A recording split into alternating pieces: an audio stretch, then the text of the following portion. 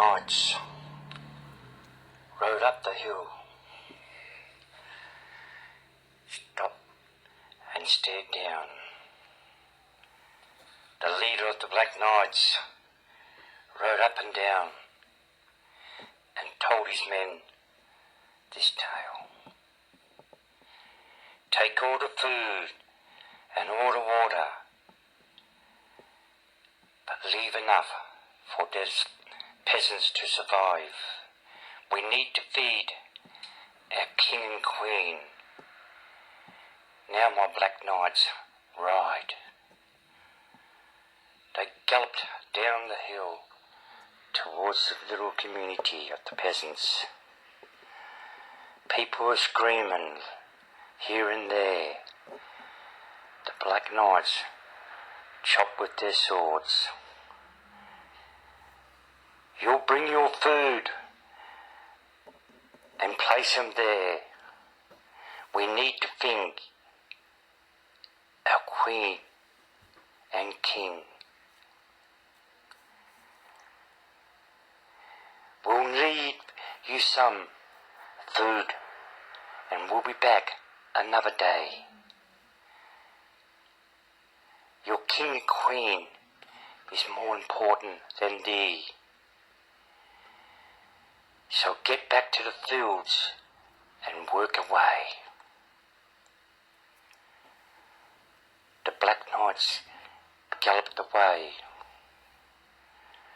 for all their food and wheat astray. They went to the next little community and charged through their little village.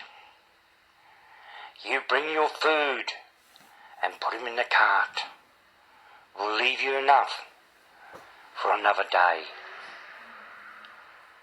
For this is food for your king and queen. And you must work away. And so on throughout the day, the Black Knights gathered food, water and wheat for their king and queen and for thee.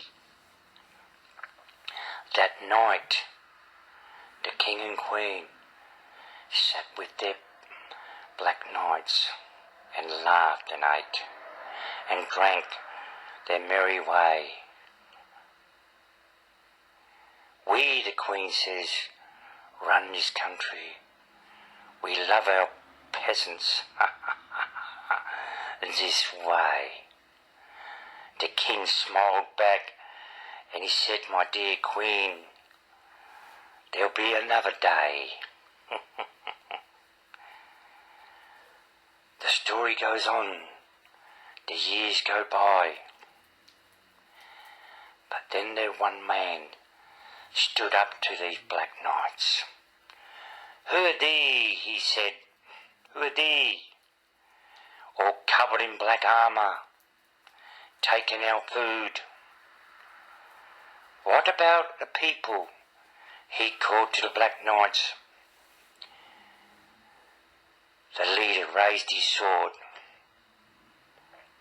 and dropped it in the air.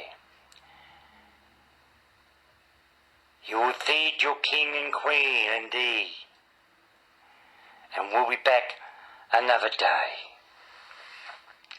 No, no, the man said. This will stay here. We will not feed you any more. All the knights looked at him. The people gathered around.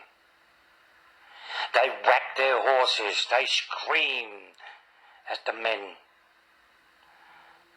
The men all galloped away. The peasants laughed and jumped up and down. But they knew the Black Knights would come another day. They gathered their food, they gathered their belongings, and the peasants went away. They hid in the bushes and waited. They gathered up other communities to come along and hide with them. away in the forest, away from the Black Knights. Forget the king and queen. The leader said, "What's your name?" A man called out, "My name is Robin Hood." He called back, "We will fight to the end, this king and queen and their black knights in armour."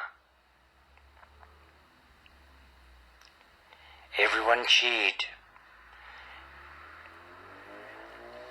They got down to making little houses and campfires to cook their food on. Robin gathered the men. "We must be weary and alert. We must make bows and arrows to fight these evil black knights," he said.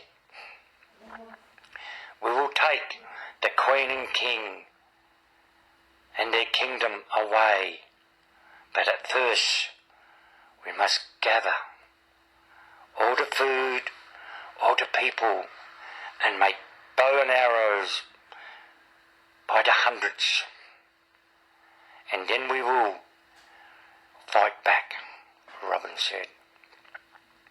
They all cheered in a merry way. "Hear, hear for Robin Hood." The days went on, the weeks went by. The Black Knights rode here and there, looking for their peasants and the food to feed themselves. "There was none," cried the leader of the Black Knights to the king and queen. "We have no food to feed us, and you, my queen and king. We must go through the forest and gather these peasants and force them to work again." The king nodded his head. "We will do it," he said. "The king and queen will follow in our carriage," he said. The Black Knights gathered early one morning, the king and queen in their carriage. They wandered down and rode their horses quickly towards the forest. But as they slowly rode through the forest, they could only hear the birds screeching, and it seemed like laughing at them. The king cried out to the leader of the Black Knights, "Hurry up, hurry up. Get these peasants and gather the food, for me and the queen are hungry today."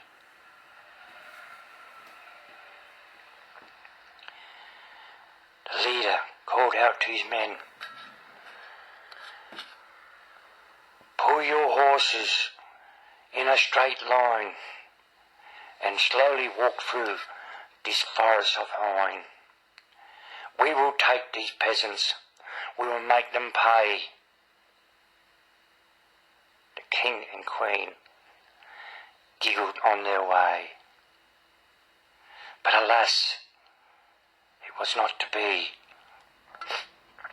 For soon Robin Hood and his merry men surrounded them. They shot their arrows into the air and landed just before the queen and king. The Black Knights screamed with their swords and yelled, but the horses couldn't run because of the big bushes there. Robin screamed out, "Drop your arms. Take your swords and throw them away." The peasants surrounded the king and queen. The Black Knight stared at the king.